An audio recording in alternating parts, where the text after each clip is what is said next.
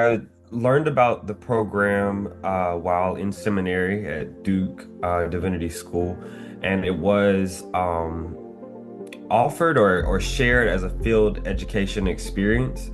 I was excited. I remember I mean, it's Washington, D.C., right? So we think of all these things. I think this was around 2017. So a lot was going on. I really felt as though being at Church and Society, um, being able to advocate and learn about the policies and do research on policies and things of that nature, but also being able to work with the faith community, with the church, and working with college students who were discerning a call to either ministry or discerning a call to faith advocacy was just a natural fit. We took the students to the United Nations, to the UN, to the church center, and I could just remember, their excitement and their engagement with the Sustainable Development Goals and the moral language and the moral understanding of these issues.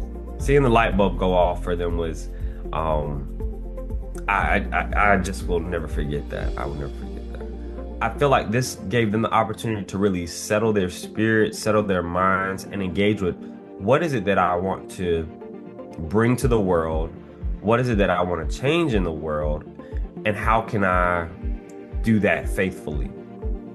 How can I do that with purpose and with conviction, and how can I transform systems and things of that nature to make the world more equitable and more just? I think that is one of the strongest components of the EYA internship program. When I learned about the position opening, I think it was about the fall of 2021. So we were in the pandemic, and I was pastoring in High Point, North Carolina. Loved the role of pastoring there, but knew I wanted to do more in the public space, and more so on, like, again, the technical side, the policy side, to really engage in the nitty gritty, and learned that the civil and human rights position was open, and knew my background, my academic background, but also some of the work I had done as a pastor, and knew the work that GBCS did. And I said, I'm going to take an opportunity and apply. And I wanted to really be in a space and at an institution, one that's storied, but also has a deep history of engaging in social justice at that level, talking with Congress members and staffers and committees, and also being able to know that language of, policies and appropriations and all that stuff, but being able to translate that to the local church so that the local church can get involved as well. It is impactful in a way that both is seen immediately, but it is also seen decades, generations down the road. Investments into our interns, our internship program, the seminar program. You're offering or allowing for the opportunity for not only a individual to be transformed and engage in this journey of justice and social justice, but that individual is also a part of a community who can then share that message, is a part of a family who can then share that message, is a part of an annual conference who can then share that message.